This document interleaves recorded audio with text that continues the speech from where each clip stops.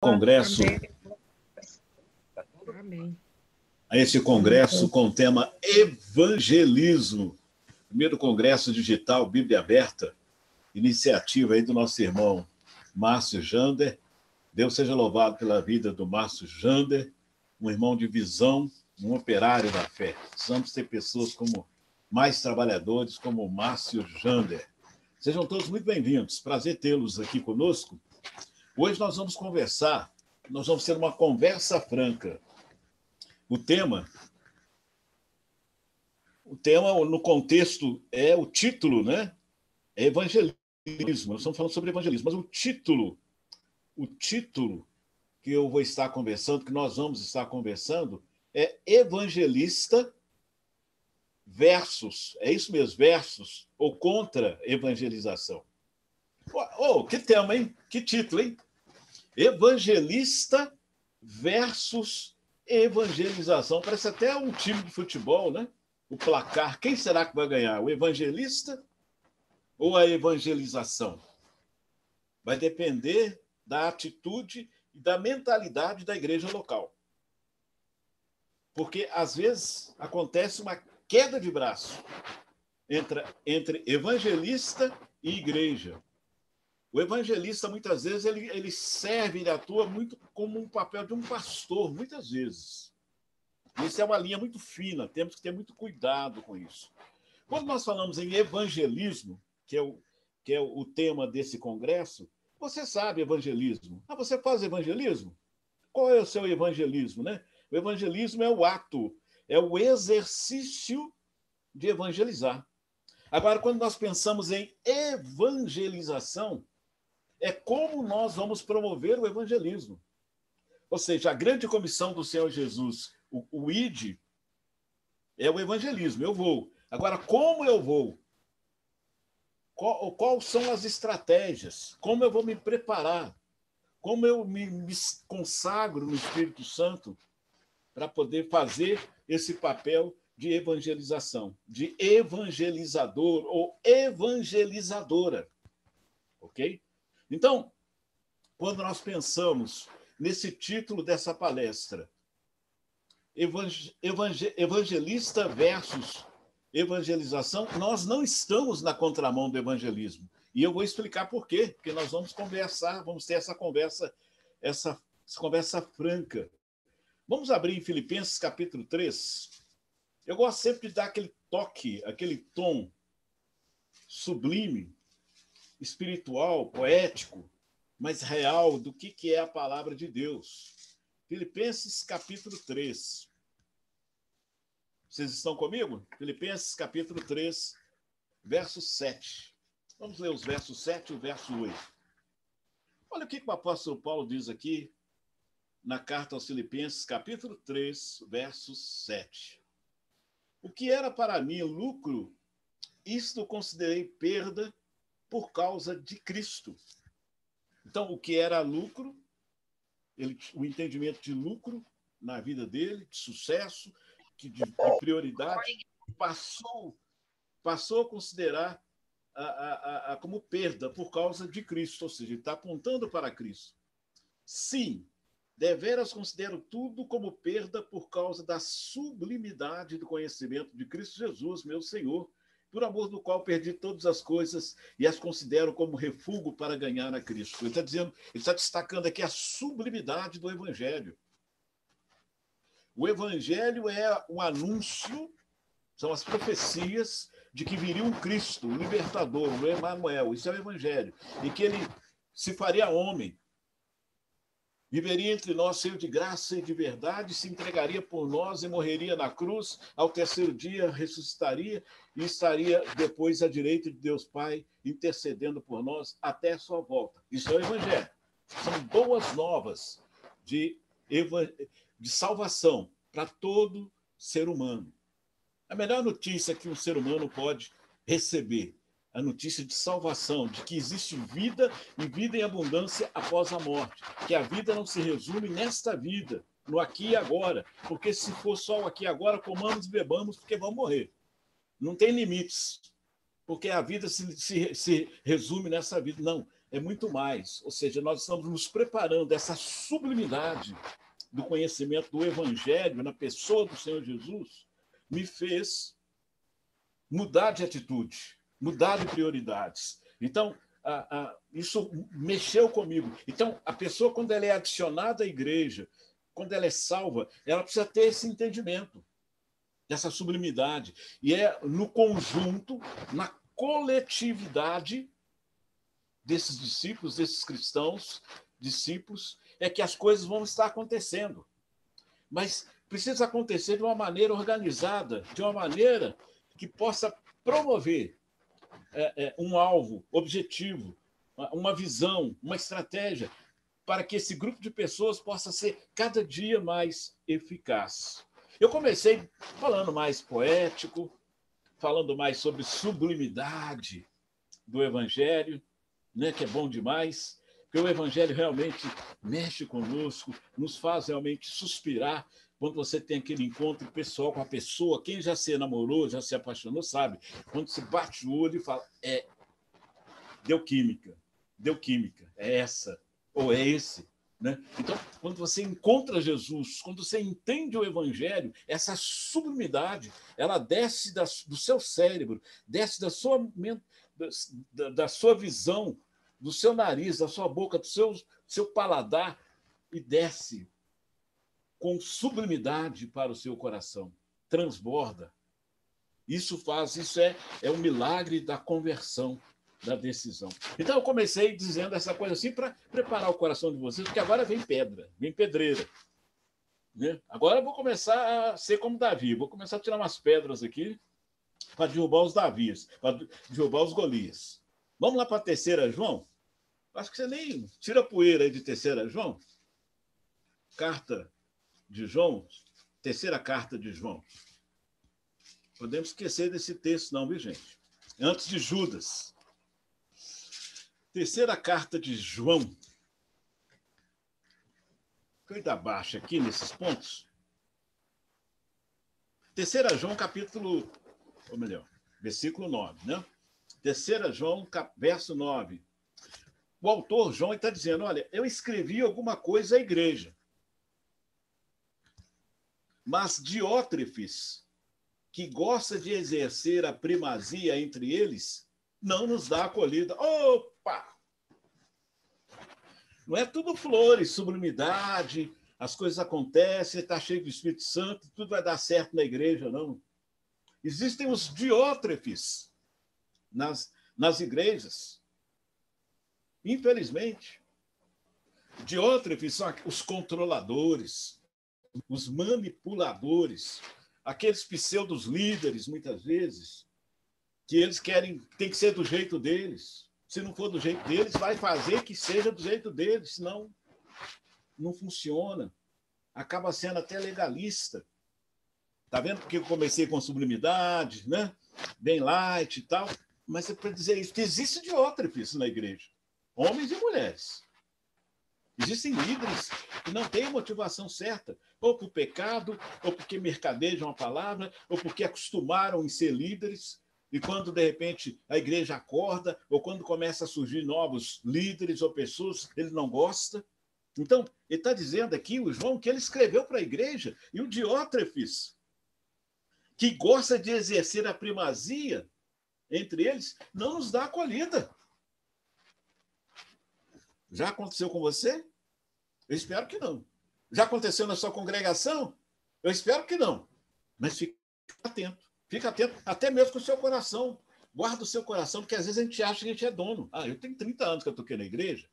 Aí vem um irmãozinho, vem uma irmãzinha com ideias novas, vai mexer. Aí você começa, o que é isso? Tem que ser do meu jeito, meu ministério. Meu ministério! Não é? É o meu ministério. Cuidado com esse negócio de meu ministério.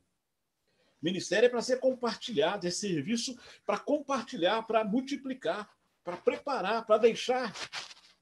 Como aquele pai rico que está deixando a herança lá, o testamento, preparando os filhos. Então, todos os obreiros, os evangelistas, as obreiras, precisam entender que é para compartilhar. Porque Jesus não trouxe, deixou para si, não se fechou. Os apóstolos também, os primeiros obreiros, os primeiros discípulos, os evangelistas, não guardaram para si. Então, ele está dizendo que esse Diótrefes, ele gostava de exercer a primazia e não dava acolhida. Aí, versículo 10, estamos em 3 João. Por isso, se eu for aí, olha o que ele está dizendo, o apóstolo João, far-lhe-ei lembradas as obras que ele pratica. João falou, olha, eu vou lembrar ele, olha o que ele está fazendo aí. Olha as suas obras, ô Diótrefes. Proferindo contra nós palavras maliciosas. Está vendo? Então, o Diótrefes, ele provocava palavras maliciosas. Cuidado. Cuidado para que nós também não... A gente tem, acima de tudo, cuidado do nosso coração. Aquele que pensa estar em pé, cuidado. Quantos obreiros, quantos pastores, quantos evangelistas já caíram ao longo da história, no nosso contexto que você conhece? Ou mesmo você já deu umas derrapadas, já caiu? Já aconteceu com você? Cuidado com o seu coração. Cuidado com o que está no seu coração, porque o que você está colocando no seu coração, isso pode levá-lo para longe de Deus. O seu eu. Cuidado com o seu eu. E às vezes nem é nem mal intenção, uma intenção ruim sua, às vezes é a baixa estima, são sentimentos ruins que você tem, dificuldades que você tem, que impede de você perceber as coisas. E o pecado tira, nos cega. Nós sabemos disso, né? Então isso é sério. Então o Diótrefes gostava de exercer a primazia, não acolhia as cartas do João, não recebia as pessoas, né?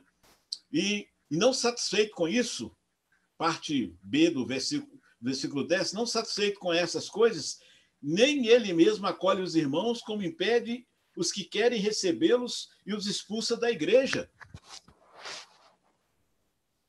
Vou contar uma coisa para vocês. Isso aconteceu.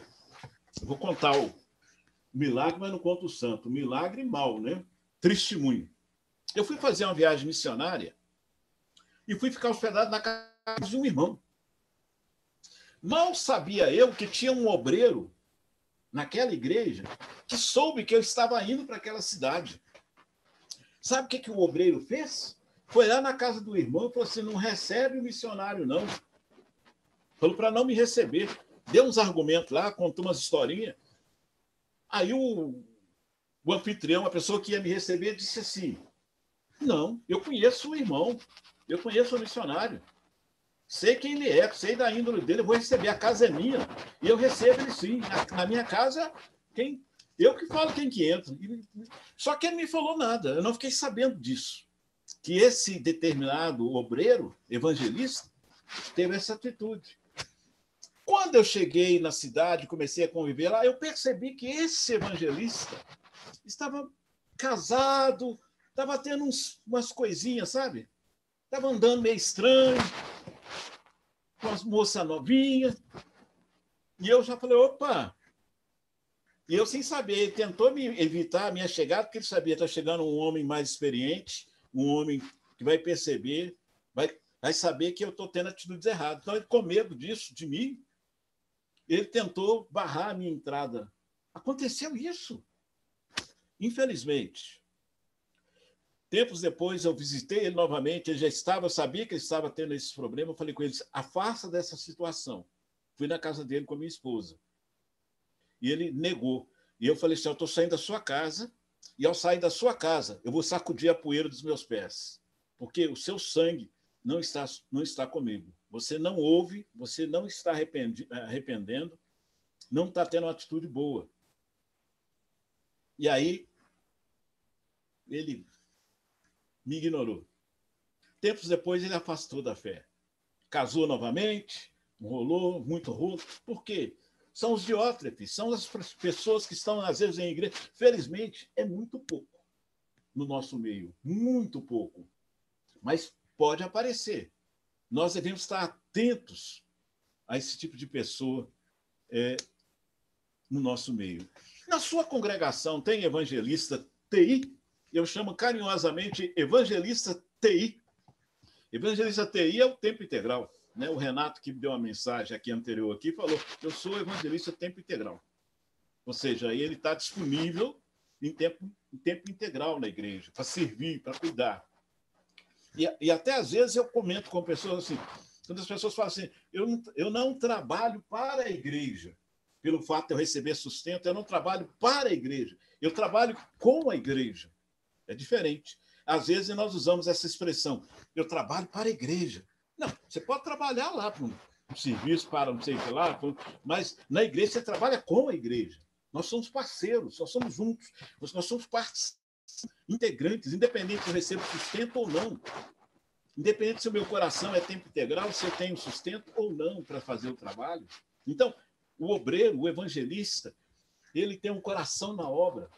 Independente dele receber sustento, ele já faz. A igreja já percebe no meio da igreja aquela pessoa, ou aquele homem, ou até mesmo aquela mulher, que já faz um trabalho, que já é dedicado, que já serve, que já se coloca à disposição da igreja. É fácil descobrir, né? Os futuros pastores da igreja. Você não pega uma pessoa e forma aquela pessoa, dá uma aula para ele, um curso de 2 anos para ele ser pastor. Seminário. Não é assim. O pastor é aquele que já faz o trabalho, já visita, já organiza, já dá uma palavra, já encoraja os irmãos. Quando é preciso, ele chama atenção com amor. Ele já desenvolve isso. Tem uma esposa também que acompanha. Aí, quando a igreja está pensando nisso, exatamente o evangelista também, uma pessoa que serve na igreja. Então, às vezes, eu já escutei ao longo dos anos alguém falando assim, nós estamos precisando contratar um evangelista. Tem um irmão ali, ele é dedicado, né? Ele frequenta os cultos direitinho, ele está desempregado. Já que ele está desempregado, vamos contratar ele, vamos oferecer um salário qualquer. Não é o fato da pessoa estar desempregada que você vai contratar o evangelista. Ou pensar no presbítero ou no pastor. Não. É se ver o coração dele, a vontade de servir. Então, a questão do evangelista e evangelização passa muito pela mentalidade da igreja, a maturidade da igreja. A igreja tem que ter sabedoria para isso. E não sei se você lembra disso, mas o apóstolo Paulo ele vai dizer em determinado momento, ele vai alertar as pessoas que elas não deveriam impor precipitadamente as mãos sobre as pessoas. Vocês sabem disso? Na Bíblia fala, olha, cuidado para você não impor as mãos de maneira precipitada. O que significa isso? Quando você impõe a mão, você está consagrando, você está autorizando, você está outorgando, você está delegando, você está confiando. E a Bíblia diz, não imponha as mãos de maneira precipitada. Observa. Quem serão os futuros presbíteros? Mantém um padrão, ele atende bem com os vizinhos, ele tem a atitude, casamento dele, está buscando. Não é uma pessoa 100% em tudo, não existe a pessoa. Mas é uma pessoa disposta, séria, temente, que procura dar uma atitude, ter uma postura. Então, o evangelista também na igreja. Então, não, vamos colocar aquela pessoa que é muito simpática, muito prestativa. Não, não é isso. É se a pessoa tem realmente a atitude, o temor, já demonstra no seu dia a dia, já é algo natural na vida dela. Então, nós precisamos aprender isso quando nós consagramos alguém. Não, às vezes pede a gente para ministrar um casamento, você não vai ministrar um casamento, meu casamento é dia, me convida lá para ministrar o casamento da pessoa, eu falo assim, irmão, o casamento vai ser daqui 5 meses. Eu falei, ok, então quando é que nós começamos a fazer o aconselhamento? Mas tem que fazer aconselhamento? Tenho. Para eu ministrar o casamento de vocês, eu tenho que fazer aconselhamento, tenho que conversar, tenho que pensar, tenho que calcular o custo. Eu não vou impor as mãos precipitadamente naquele casal. Não é verdade?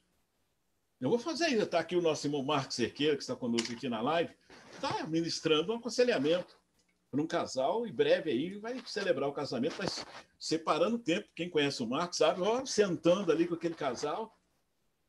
E é por aí. Ter esse cuidado.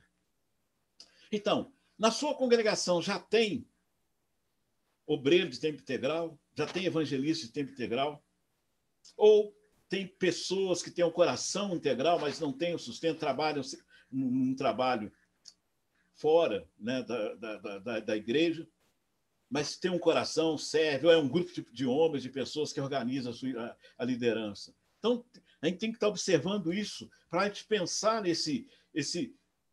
essa queda de braço, entre aspas, de evangelista e evangelização. Porque quando eu digo evangelista, eu não estou dizendo, para que você entenda o meu ponto, evangelista não simplesmente como uma pessoa, mas evangelista como um entendimento, uma ideia, um propósito. Ok? Nós precisamos ter um entendimento, precisamos ter nós precisamos ter algo concreto, um entendimento de o que é ser um evangelista. Nós estamos buscando esse evangelista, qual é a perspectiva, qual é o perfil, porque não é só a pessoa, tem que estar dentro dessa mentalidade da igreja. Você não vai trazer alguém que pensa totalmente uma pessoa que vai dar problema. Não podemos impor as mãos precipitadamente. Então, o evangelista ele tem que estar dentro de um contexto de entendimento na igreja para cooperar, para as coisas acontecerem, fluírem como devem fluir. Então, qual que é o perfil de um evangelista? Eles têm que estar alinhados com a palavra de Deus. O evangelista tem que ser uma pessoa que entende o seu papel no corpo. O evangelista ele é um instrumento, ele é um facilitador no contexto da evangelização. Ele é um fomentador. Ele é aquele que motiva. Ele é aquele que encoraja. Ele é aquele que está à frente, sim. Ele evangeliza? Sim, também. Mas não é ele só. Porque o chamado, apesar do nome evangelista, é um ministério de todos. O evangelismo cabe a todos, ok? Nem todos são evangelistas. Nem todos são evangelistas. Mas todos têm que fazer evangelismo. Ok? Todos têm que fazer evangelismo, de uma maneira ou de outra. Porque senão não é discípulo. Se eu não evangelizo, eu não sou discípulo, eu não compartilho. Eu não verbalizo a minha fé, eu não dou testemunho da minha fé. Eu preciso, de alguma maneira, cooperar. Nem que eu vou indicar pessoas, como tem aqui uma aluna nossa do SBN, ela me pediu, me passou o nome de uma pessoa, falou, Marco, por favor, faz contato com essa pessoa. Por quê? Ajudar eles. Ele falou mais ou menos a situação deles, ele quer estudar a Bíblia, ele quer fazer teologia. Eu falei, ótimo, então estamos contactando com ele, fazendo contato com ele. Então, sua congregação já tem presbitério? Ou é um grupo de homens que organiza, que está à frente?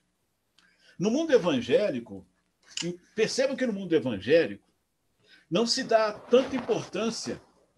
Está aqui o Marconi aqui conosco. Marconi, ele serve a igreja na cidade de Betim, aqui na Grande Belo Horizonte, e participou de algumas igrejas evangélicas, que hoje, felizmente, está conosco de algum tempo, mas ele rodou um pouco.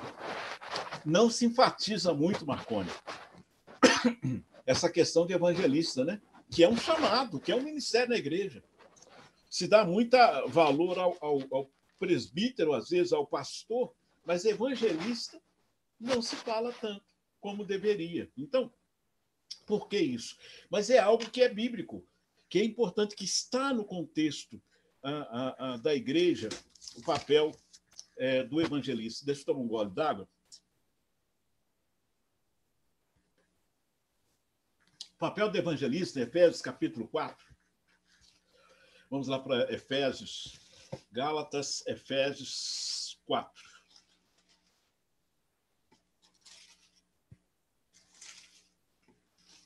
Barulho abençoado das páginas da Bíblia virando, né? Hoje com os aplicativos, as pessoas estão lá no celular, algumas vezes você nem sabe se está lendo na Bíblia, né? Mas cada um é cada um, né?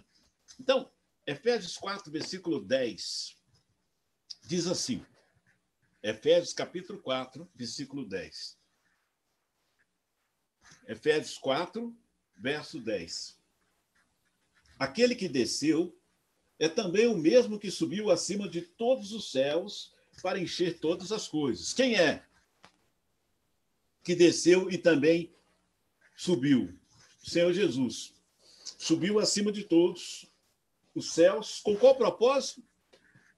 Para encher, preencher, completar todas as coisas. Opa! Jesus fez isso. Versículo 11. E ele mesmo concedeu uns para apóstolos, outros para profetas, outros para evangelistas e outros para pastores pastores e mestres. Percebam que o evangelista está junto com os apóstolos, profetas, pastores e mestres. Com qual propósito que ele concedeu essas qualificações, esses dons? Com vistas ao aperfeiçoamento dos santos. Santos aqui não é o clube santista, não. Viu? Santos aqui são os discípulos, os cristãos. Então, com vistas ao aperfeiçoamento dos santos, com qual propósito? Para o desempenho do seu serviço para edificação no corpo de Cristo. Então, o evangelista está no conjunto. Hoje não temos mais apóstolos bíblicos, tem alguns apóstolos aí por aí, né? Então, o evangelista está num conjunto de preparação, de capacitação, de treinamento para os discípulos, para os cristãos, para que eles possam desempenhar os seus ministérios, os seus serviços, com o propósito de edificar a igreja, o corpo da igreja. Começamos a identificar aqui o papel do evangelista. Então, às vezes, a gente pensa que o evangelista, não, vamos não tratar o evangelista, porque não tem batismo, não tem crescimento, não é assim? Gente, crescimento, batismo, conversão, acontece dentro de um conjunto de pensamentos, de ensino, de preparação, que o obreiro pode dar. Pode ser o evangelista de tempo integral ou não. Então, isso é importante que a gente entenda isso. O evangelista tem esse papel, esse desempenho, essa função de capacitar, juntamente com os mestres, com os pastores na igreja do Senhor. Então, isso é... Com versículo 12, estamos em Efésios 4:12, com vistas ao aperfeiçoamento dos santos para o desempenho do seu serviço, para a edificação do corpo de Cristo, até que todos cheguemos à unidade da fé e do pleno conhecimento do Filho de Deus, à perfeita maturidade, à medida da estatura da plenitude de Cristo. Opa, aqui encheu mesmo, hein? Jesus desceu, subiu e encheu. Olha como é que ele enche aqui através desses homens, desses ministérios, desses serviços, para que todos cheguemos a uma unidade na fé, de ter pleno conhecimento do Filho de Deus, ter maturidade, ter a medida da estatura da plenitude de Cristo. Opa! Está vendo o papel do evangelista aqui? Importância no corpo da igreja? E não se esqueça, nem todos são evangelistas, mas todos fazem evangelismo. Então, não é o fato de ter um evangelista é que me vai fazer que a igreja todos evangelizam. Não, de maneira nenhuma. Então, a gente tem que lembrar sempre desse detalhe, ok? Para que não mais sejamos, versículo 14, estamos em Efésios 4, para que não sejamos mais como meninos, agitados de um lado para outro e levados ao redor por todo o vento de doutrina, pela artimanha dos homens, pela astúcia com que induzem ao erro. Está vendo? Nós precisamos ter homens capacitados, dentre eles o evangelista, para nos preparar, para capacitar, para preparar a igreja, porque Jesus quer encher todas as coisas. Jesus já encheu. Jesus, através do Espírito Santo, já nos deu todos os recursos, as condições para nos preparar, para que não sejamos mais como meninos. E foi perguntado aqui, na palestra do Ricardo Sobral, como que a igreja pode estar evangelizando junto. Em qual nível você está como igreja hoje? Como igreja local, como congregação? Você é menino? Você é adolescente? Você é idoso? Onde você está? Você é maduro? É master? Você pode ser master sem ter 60 anos. Tem muitas pessoas que já são classificados como idosos, mas não têm maturidade como pessoa. Tem idade, mas não tem maturidade. Tem discípulos e cristãos também que têm tanto tempo na fé, mas não tem maturidade, não tem sabedoria. Então, a igreja vai desempenhar na medida que, na pluralidade da igreja, as pessoas estão se amadurecendo. Estão, sabe, oferecendo condições, recebendo condições. Mas para isso tem que ter essa organização desses homens, dos mestres, dos pastores, dos evangelistas, dos obreiros, de tempo integral ou não, não importa. O importa é que essas pessoas sejam consagradas para preparar a igreja, para que a igreja não seja como um menino, mas pensar como menino, ter as mesmas ideias. Você chega numa congregação, hoje tem quantos membros? Tem 50. Aí você volta um ano, tem quantos? Tem 51. Tem 54. Ah, voltou para 40. Não pode. Quantos ministérios? Ah, temos um. Vocês estão indo para onde? Vocês querem o quê? Qual que é a visão da igreja? Qual que é o plano? Não, é só chegar aqui aos domingos. De vez em quando eu escuto um irmão falar, não, eu estou aqui nesse cantinho aqui, que tinha pertinho da minha casa, aqui, só vou ali domingo ali, vou lá, pego meu franguinho assado, vou para casa, acabou. Cuidado. Nós temos que ter uma mentalidade que Jesus reservou para nós através do Espírito Santo. Essa mentalidade ela vem pelo Espírito Santo, pelo ensino, pela instrução através das pessoas que o Senhor levanta. Então, nós precisamos entender isso, dessa preparação aqui de Efésios 4, onde o evangelista ele faz parte de uma ideia de ensino, de preparação. Em Mateus capítulo 9, é um texto conhecido, Mateus capítulo 9, versículo 35,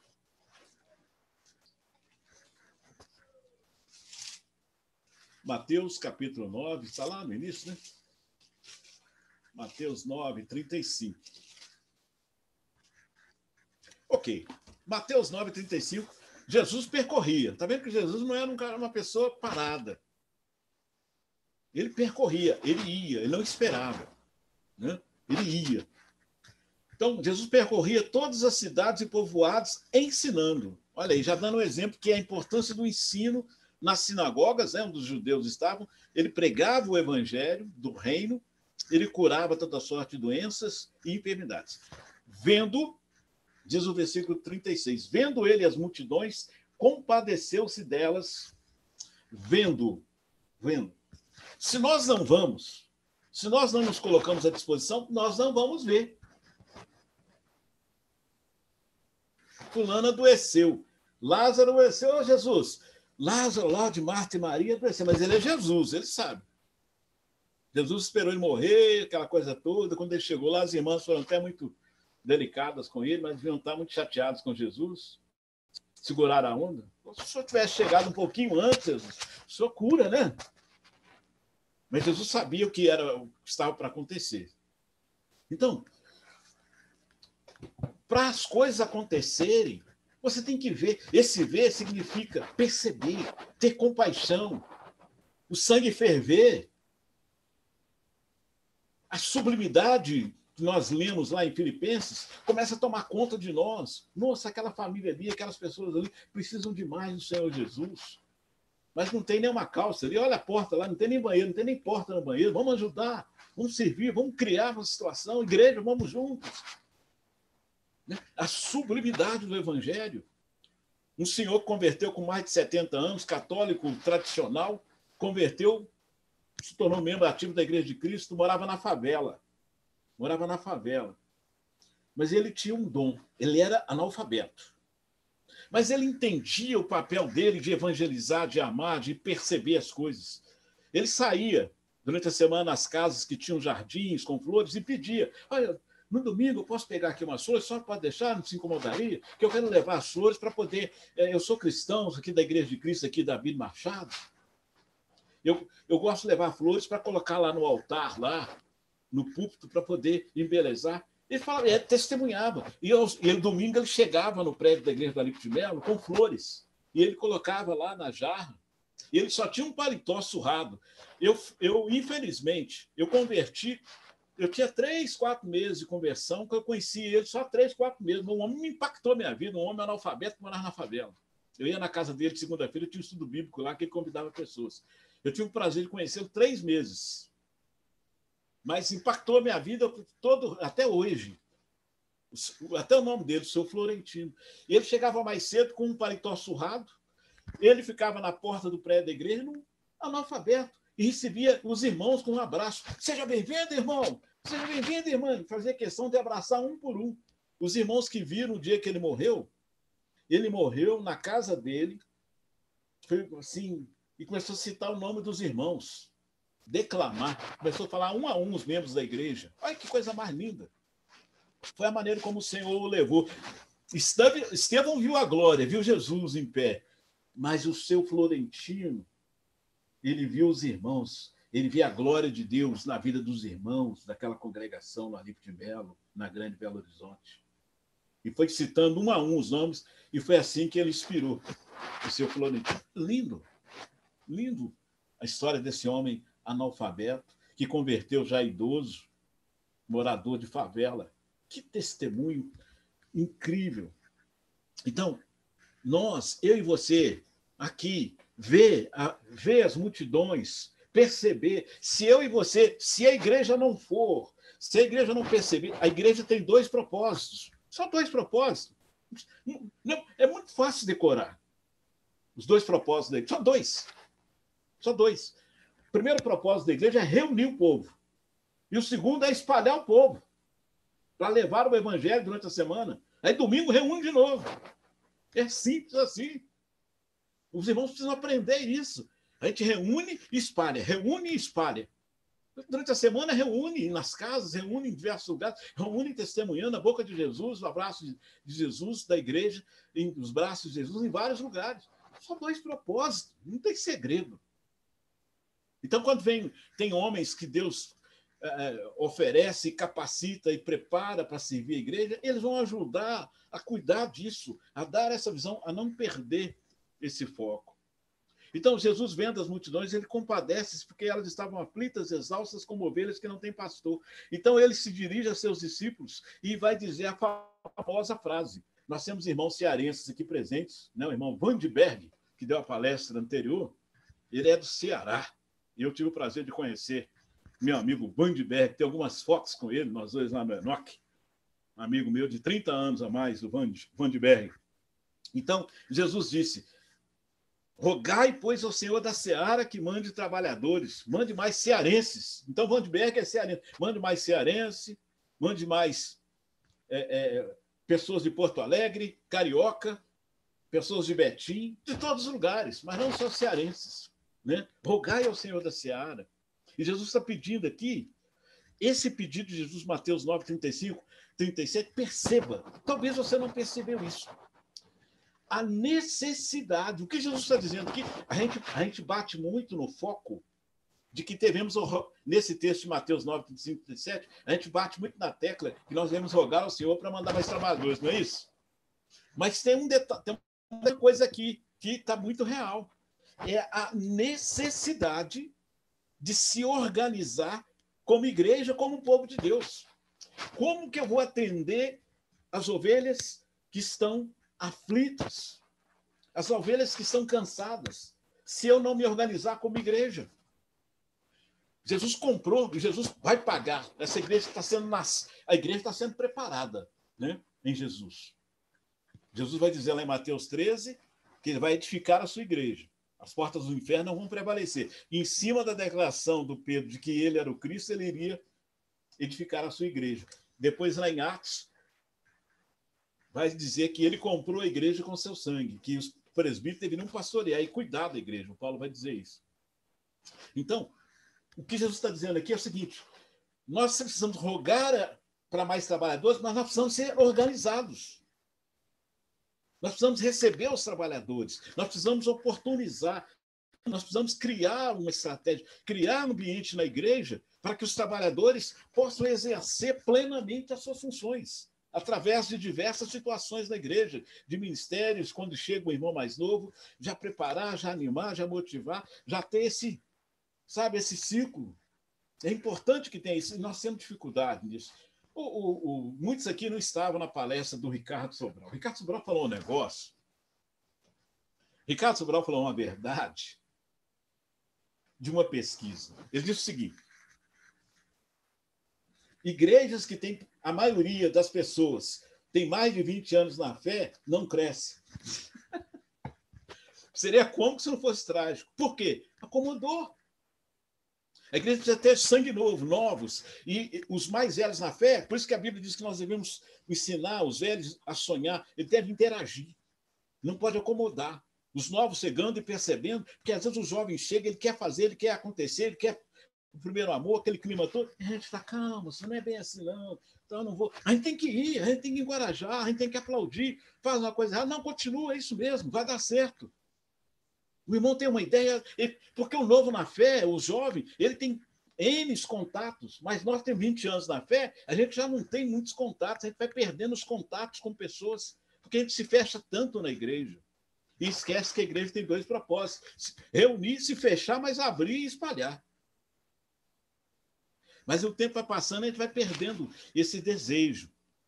Então, Mateus 9, 35, 37, não é só rogar ao Senhor da Seara que envie trabalhadores, mas a necessidade de se organizar como povo de Deus, como igreja. É o que Jesus está dizendo. 1 Coríntios capítulo 9. 1 Coríntios capítulo 9. Vamos lá? A oportunidade que eu tenho para tomar uma água.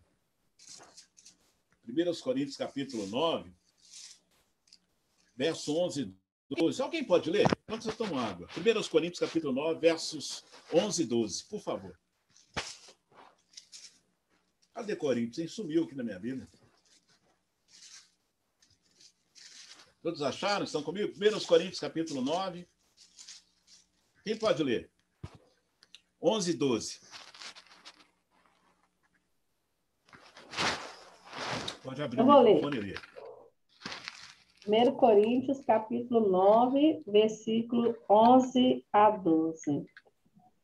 Se entre vós semeamos coisas espirituais, seria demais colhermos de vocês coisas materiais? Se outros têm direito de ser sustentados por vocês, não temos nós ainda mais? Ok, Lourdinha, muitíssimo obrigado. Nós semeamos coisas espirituais, como obreiro, como missionário, como evangelista, Paulo está dizendo. Sabe que nós não temos o direito de receber algo em função disso? Mas o Paulo vai dizer assim, eu não quero ser obstáculo. Talvez se eu for requisitar o meu direito, eu vou criar um obstáculo. Então eu prefiro não. Depois você lê o texto, o contexto de 1 Coríntios capítulo 9. Ele está dizendo que é importante que a gente se... Ele vai dizer em outra situação, né?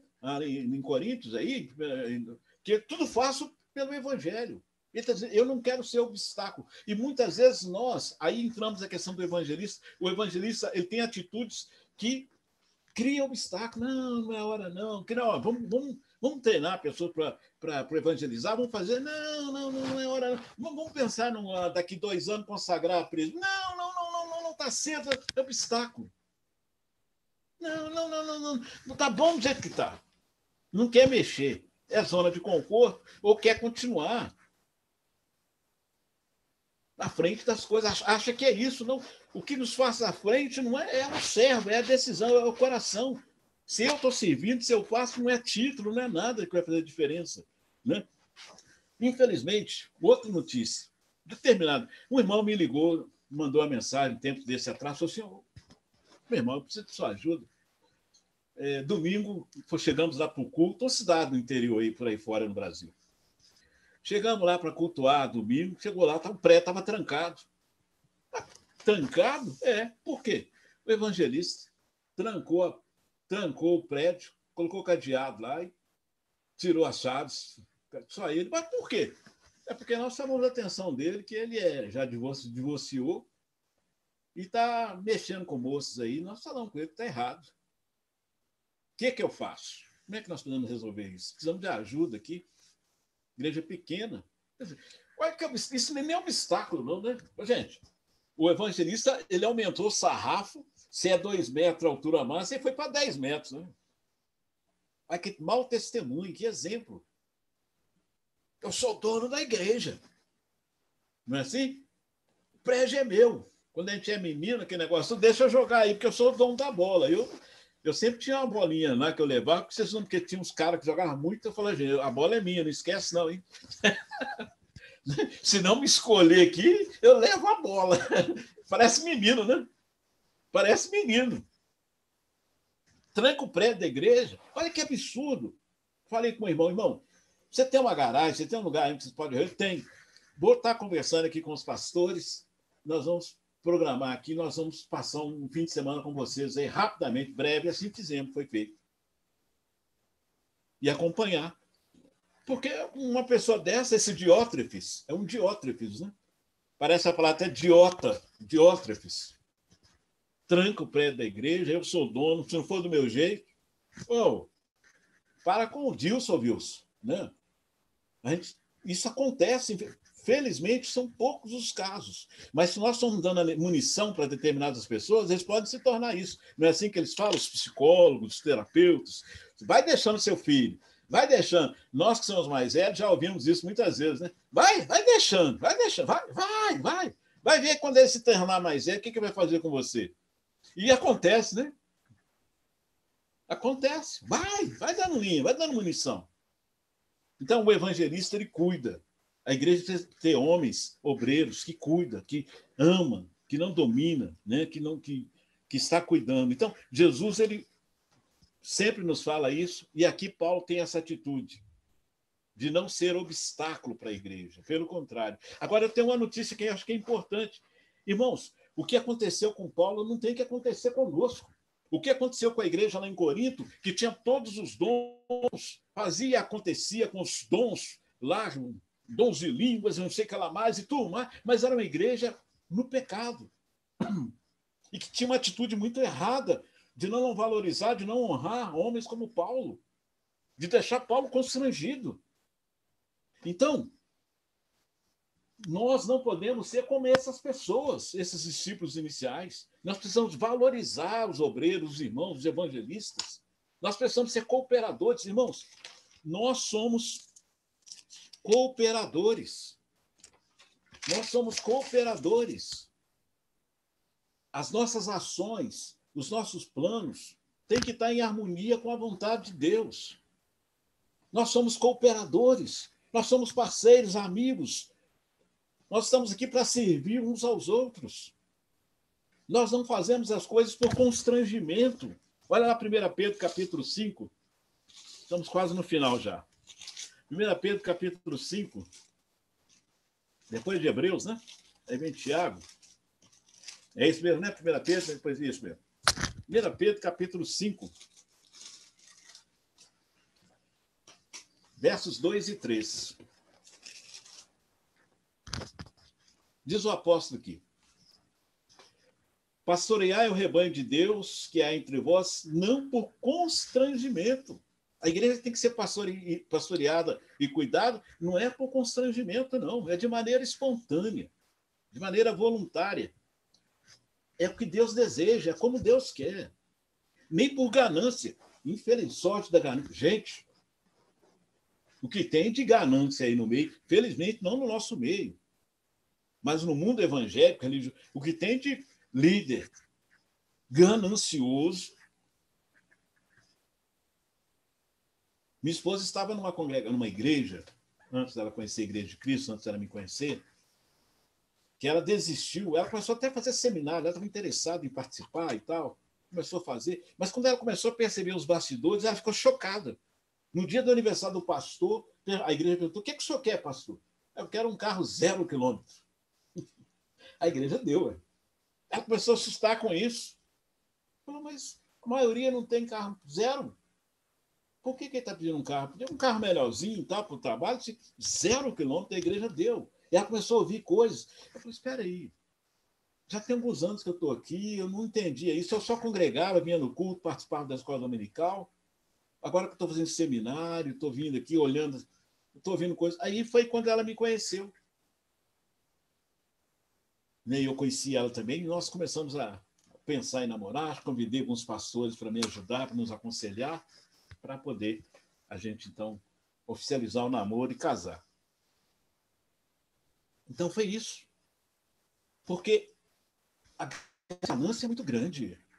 As pessoas, o poder, a manipulação, hoje em dia, os interesses são muito altos, muitos altos. Na igrejas aí que busca aí a oração em línguas, ensaiando, né? Notícia assim que pai e filho ficam ensaiando, orando em língua lá, como é que é para traduzir, para poder chegar no culto, coisas assim para poder manipular.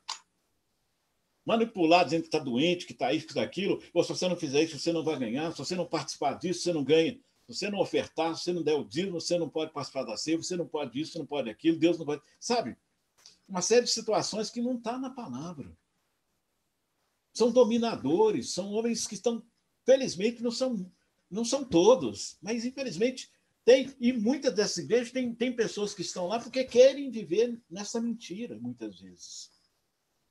Então, não é por constrangimento que nós vamos servir, mas de maneira voluntária que Deus deseja. Não por ganância, mas de boa vontade. Nem como dominadores os que vos foram confiados, antes tornando-vos modelos do rebanho. Não é como essa pessoa dessa igreja no interior, dominador.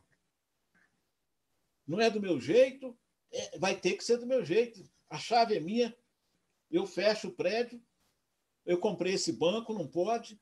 A igreja está reunindo na garagem da casa de um outro irmão. Graças a Deus está indo. Se Deus permitir, breve vai ter condições de ter seu prédio próprio, crescer.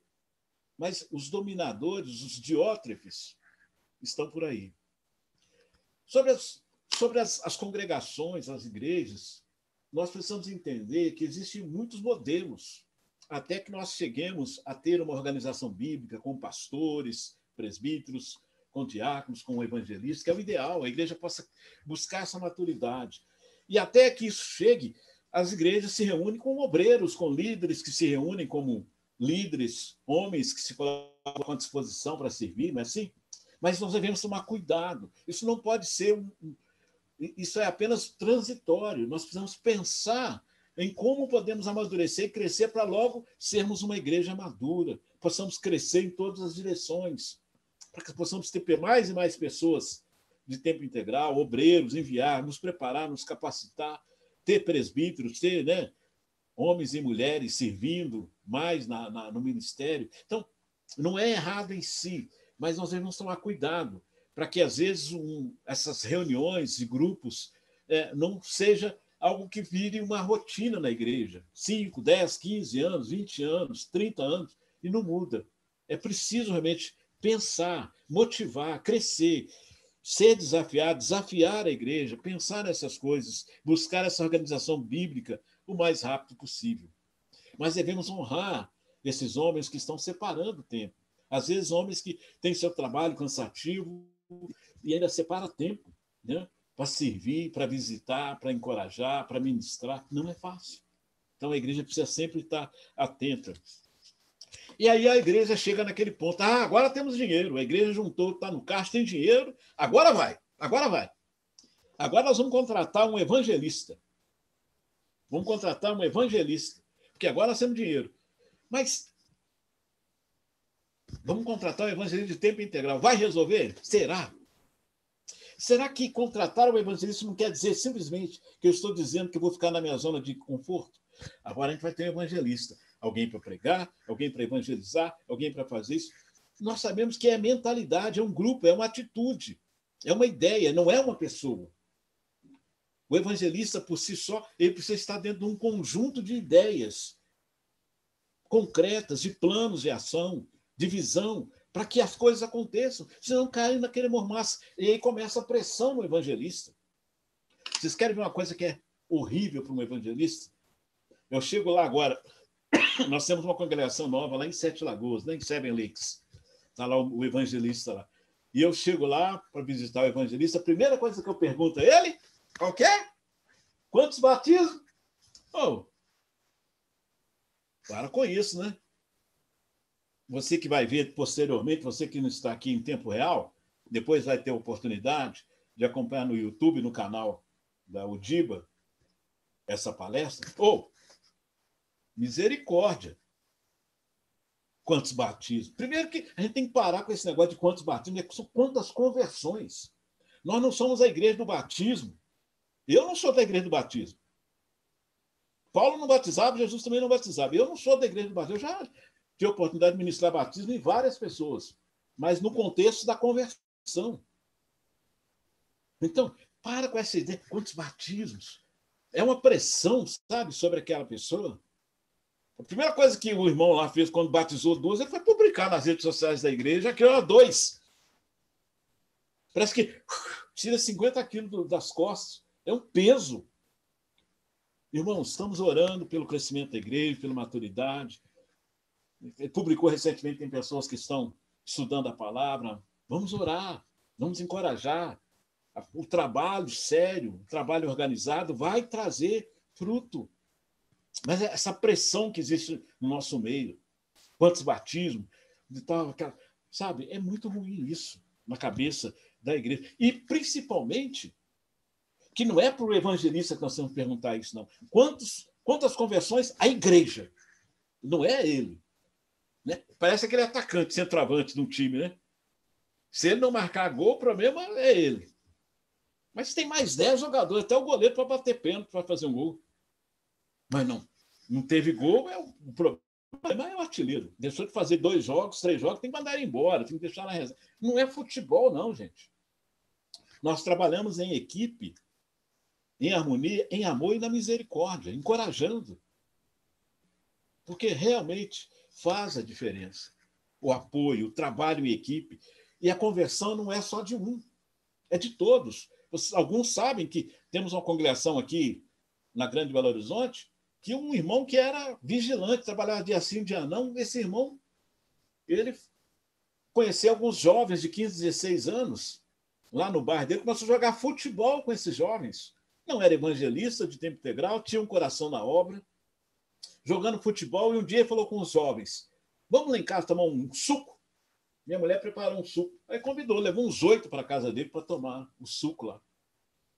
Aí ele falou com eles, que tal amanhã, depois de amanhã, no futebol, ter mais um suco e estudar um pouquinho a Bíblia? Meia horinha só. Beleza. Aí começou. Foi passando, daqui a pouco tinha 20 jovens, nessa faixa de 15 anos. Ele me liga e falou, Marcos, eu estou com esse problema. Eu falei, que problemão, hein? Que bênção. Você pode vir aqui dar uma aula? Foi. Cheguei lá, ouvi os meninos, eu fiquei doido. Falei, que isso? Quantos contatos? Deu uma palavra, no mesmo dia os meninos falaram assim, nós queremos jogar no time de Jesus, que eu jogava futebol, falei, vamos jogar no time de Jesus, é o time vencedor. Vai jogar para sempre, lá na eternidade com o Senhor Jesus. Quem quer bater um bolão com o Senhor Jesus, ser perdoado dos seus pecados? Naquela semana mesmo, nós fomos no acampamento da igreja, já começaram a acontecer as conversões. Mas foi um irmão, eu tinha o tempo integral, era evangelista, mas foi um trabalho daqueles jovens, aquele trabalho daquele irmão, que tinha um trabalho pesado, 12 horas, dedicado, não era fácil. E ele me narrava, a esposa dele falava comigo, ô Marcão, me chamava de Marcão.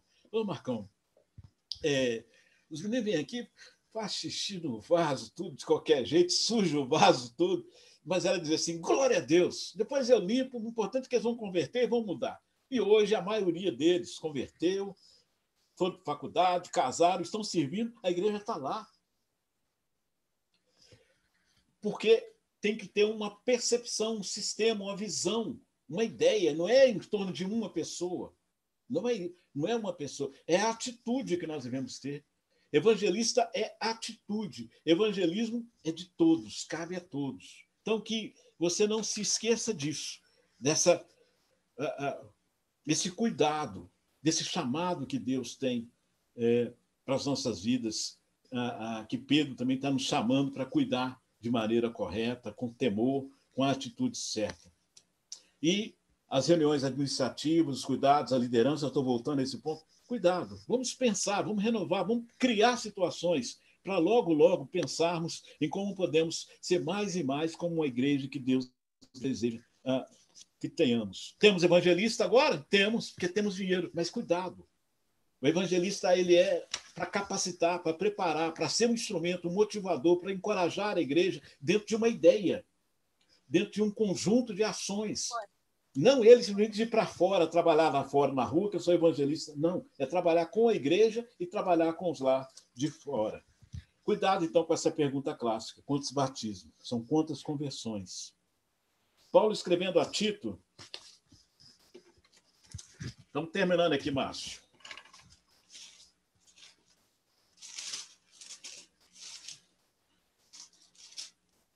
Tito depois de Timóteo, não é isso? Tito era evangelista. É só essas duas argumentações para que eu coloque uma vírgula aqui. Tito, capítulo 1, versículo 5. Deixa eu pronunciar corretamente aqui, porque às vezes a pronúncia... Tito 1, 5. Por esta causa te deixei em Creta. Agora eu falei certo, hein? Por esta causa te deixei em Creta, ô Tito, para que pusesses em ordem as coisas restantes, bem como em cada cidade constituísses presbíteros, conforme te prescrevi. E aí ele começa a dizer as características desses presbíteros, desses pastores. Então, qual foi o propósito que Paulo deixou Tito, evangelista em Creta, para organizar, para que pusesse em ordem as coisas restantes naquela congregação, preparasse a igreja para a maturidade. 2 Timóteo, capítulo 4. 2 Timóteo, capítulo 4, verso 2. Prega a palavra, Timóteo, disse o Paulo. Insta, quer seja oportuno, quer não, corrige, repreende, exorta com toda a longanimidade e doutrina. Qual era o plano, o propósito de Timóteo como evangelista naquela igreja? Pregar a palavra, seja oportuno ou não, corrigir, repreender, exortar com toda a longanimidade e doutrina. O Senhor Jesus comprou a igreja com seu sangue. O Senhor Jesus edificou a igreja em cima dessa verdade de que ele é o Cristo. E em torno dessa verdade de que ele é o Cristo, ele edificaria a igreja onde as pessoas poderiam viver em torno e por causa dele. Isso é a palavra igreja, o significado. Naquela época tinha ideia de igreja também. Jesus não inventou essa palavra, né?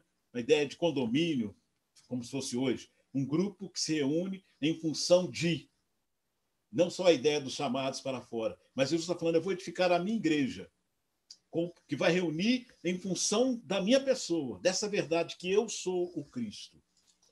Para encerrar, vamos ler 1 Pedro, só ler agora, que o texto é muito gostoso, e vamos colocar uma vírgula. 1 Pedro, capítulo 2, verso 9. Não se esqueça. 1 Pedro, capítulo 2, verso 9. Não se esqueça. Evangelização, evangelista depende dessa união, dessa harmonia, dessa mentalidade, dessa intensidade, desse entendimento através do Espírito Santo, dessa visão juntos, para que as coisas aconteçam. Não só evangelista isolado, mas evangelização dentro de um contexto, de uma organização. Mas ele vai dizer lá em 1 Pedro 2, 9. Vós, porém, você que está nos assistindo online, e você que vai nos assistir posteriormente. Se você estiver em Cristo e estiver na comunhão da igreja, é raça eleita. Você é raça eleita, você é sacerdote, você é sacerdócio real, você é nação santa, você é povo de propriedade exclusiva de Deus. Com qual propósito? Evangelização, para proclamardes as virtudes daquele que vos chamou das trevas. É isso, é testemunhar. Eu era treva, agora eu fui transportado para a luz. Maravilhosa luz. Você, sim, que antes não erais povo, mas agora sois povo de Deus, que não tinhas alcançado misericórdia, mas agora alcançastes misericórdia. A graça do Senhor Jesus o Cristo, o amor de Deus e a santa comunhão do Espírito Santo seja contigo, seja com a sua família, seja com a sua congregação, em nome do Senhor Jesus.